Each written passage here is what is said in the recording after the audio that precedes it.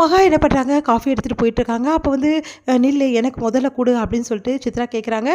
இது வந்து கவிக்காக நான் எடுத்துகிட்டு போகிறேன், வந்து விஜய்க்காக அப்படி சொல்லிட்டு சொன்னோன்னே உடனே வந்து செமையாக டென்ஷன் ஆயிடுறாங்க.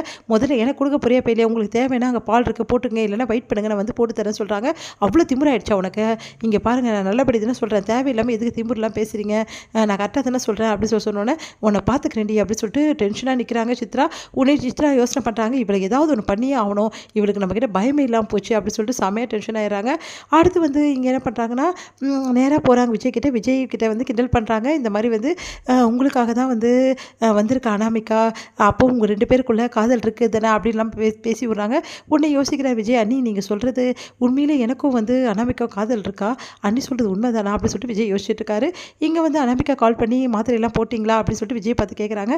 அப்போது அனாமிகாவுக்கு என்கிட்ட வந்து க்ரஷ் இருக்குது, என் மேலே அன்பு இருக்குது அப்படின்னு சொல்லிட்டு யோசிக்கிறார் விஜய். பிரபா கிட்ட கால் பண்ணி உடனே வந்து என்னை பற்றி எதாவது கேட்டியா, நான் மாத்திரை போட்டேனான்னு கேட்டிங்களா ப்ரோ அப்படி சொன்னோன்னே, இங்கே பாரு உனக்குலாம் பெரிய அடியாக பட்டுச்சு, இன்னமும் ஹாஸ்பிட்டலில் இருக்க, சின்ன அடி பட்டுச்சு, இதுக்கு போய் இவ்வளோ சீனா, அதெல்லாம் நான் கேட்க முடியாது அப்படின்றாங்க. சரி உங்ககிட்ட ஒரு முக்கியமான விஷயம் பேசணுன்னா சரி நான் வரேன் அப்படின்னு சொல்லிட்டு பிரபாவும் சொல்லிடுறாங்க. எப்படியாவது வந்து ப்ரோ கிட்ட பேசி வந்து அனாமிகாய்க்கு எப்படி வந்து நான் லவ் ப்ரப்போஸ் பண்ணணும் அப்படின்னு சொல்லிட்டு யோசிக்கணும் அப்படின்னு சொல்லிட்டு விஜய் வந்து யோசிச்சுட்டு இருக்காரு. வீட்டில் வேலை செய்யவங்க வந்து காசு கேட்கறதால ராஜலட்சுமி வந்து செமையாக டென்ஷன் ஆகிறாங்க.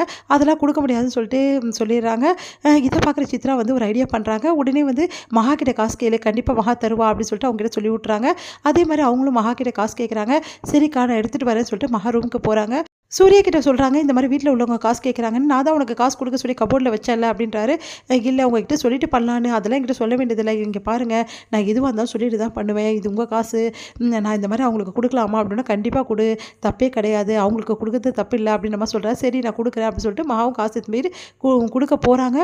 கரெக்டாக இங்கே என்ன பண்ணுறாங்கன்னா, செமையாக வந்து இதை பார்த்துட்டு சித்ரா வந்து ஓடி போய் இந்த மாதிரி நீ கொடுக்க வேணாம்னு சொன்னீங்கல்ல, இப்போ பாரு அவள் கொடுக்குறா அப்படின்னு நம்ம சொன்னோன்னே செமையாக டென்ஷனாக ராஜலட்சுமி உடனே வந்து செம்மையாக திட்டி விட்றாங்க. உனக்கு எவ்வளோ தைரியம் தான் இப்படி பண்ணுவேன், என்னை மதிக்காம தான் இப்படிலாம் பண்ணேன், உனக்கு இவ்வளோ தைரியமா அப்படி சொல்லிட்டு செம்மையாக திட்டுறாங்க. உன்னோட தராதரம் என்ன, நீ போயிட்டு வீட்டில் காசு எடுத்து அவளுக்கு கொடுப்பியா, உனக்கு அந்தளவு ஆயிடுச்சா, நான் சொல்லி கூட கேட்க மாட்டியா அப்படின்ற மாதிரி சொல்கிறாங்க. இல்லை அத்தை அவங்களுக்கு கொடுக்குறது தப்பே கிடையாது, அவங்களுக்கு ஏதோ பெரிய கஷ்டம் வந்திருக்கு, அதனால தான் நான் உதவி பண்ணேன், இதில் என்ன தப்பு இருக்குது, அதுவும் உங்கள் பிள்ளைகிட்ட கேட்டு தான் உதவி பண்ணுறேன், அதெல்லாம் எனக்கு தெரியாது, நீ எவ்வளோ தைரியம் தான் இப்படிலாம் பண்ணுவேன் அப்படின்னு சொல்லி திட்டிகிட்டு இருக்கா. இங்கே பாருங்கள் நீங்கள் என்ன தான் சொன்னாலும் நான் வந்து வேணும்னு செய்யலை, அதே மாதிரி அவங்களுக்கு ஏதோ பிரச்சனை இருக்குது, அதனால் அவங்களுக்கு காசை கொடுத்து முதல்ல அனுப்ப சொல்லிட்டு காசு கொடுக்க போகிறாங்க. உடனே ராஜேஷ்மி வந்து உனக்கு அவ்வளோ திமுறா அப்படின்னு சொல்லிட்டு அப்படியே வந்து பாருன்னு அரையிறதுக்காக கை வாங்கி வராங்க. கரெக்டாக அந்த நேரமே அம்மா அப்படின்னு சொல்லிட்டு செமையாக திட்டுறாரு சூர்யா. உடனே வந்து கையை எடுக்கிறாங்க.